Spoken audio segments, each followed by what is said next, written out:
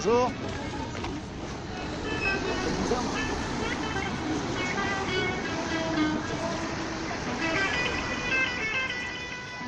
Pour améliorer le cours de l'action, permettez-nous de rappeler que ce prix, ce sont les salariés qui vous le paient.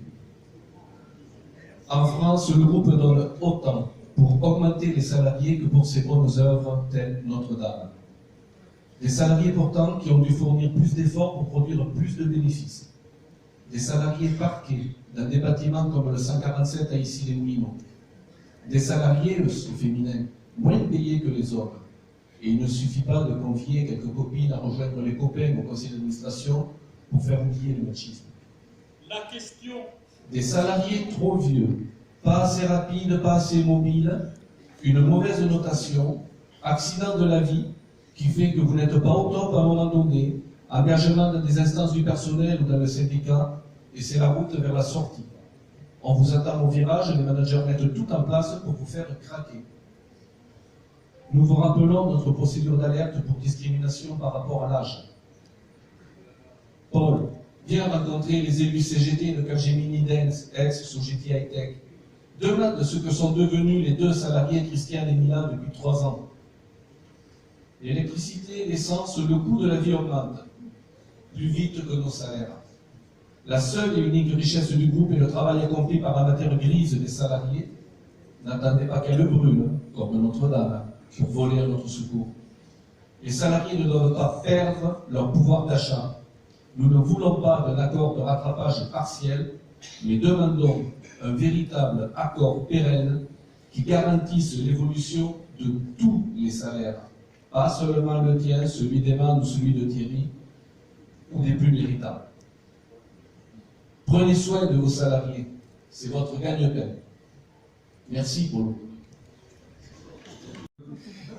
Il est tout à fait loisible à l'organisation que tu représentes de ne pas signer les accords salariaux. Mais moi, je voudrais me féliciter que pour la 5e année consécutive, nous avons signé un accord salarial signé par des salariés qui représentent 85% du personnel. Je voudrais signaler aussi par rapport à la mise en cause de la discrimination sur les différences entre les genres, que nous avons signé un accord sur le rattrapage salarial, qu'aujourd'hui, sur ce thème-là, nous avons une note absolument excellente. Nous avons sorti une note conformément aux obligations de 94%, ayant eu le maximum, notamment sur les écarts et les carrières des femmes.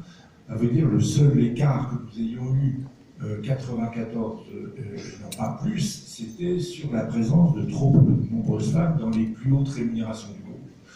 Là-dessus, il y a encore peut-être un effort à faire, mais c'est peut-être pas ces femmes-là que, mon cher Claude, tu représentes le plus. Donc je voudrais même souligner, pour notre édification, que je vous ai donné tout à l'heure l'évolution de la répartition de la valeur ajoutée. Alors j'ai voulu calculer quelle était l'évolution, la répartition de la valeur ajoutée entre 2018 et 2017, et je suis arrivé à une singularité que je partage avec les actionnaires sur la valeur ajoutée créée par l'entreprise, donc additionnelle de l'année 2018. L'État en a pris les 2/3, les salariés 1/3, les actionnaires 0, parce que le dividende est augmenté, mais comme on a arraché l'action, il y avait moins de dividendes à verser, donc ça faisait 0. Et donc l'entreprise a pu moins investir du fait des prélèvements de l'État. Donc c'était pour dire que l'année 2018 ne me semble pas retracer exactement ce qui est écrit dans le tract que j'ai lu attentivement.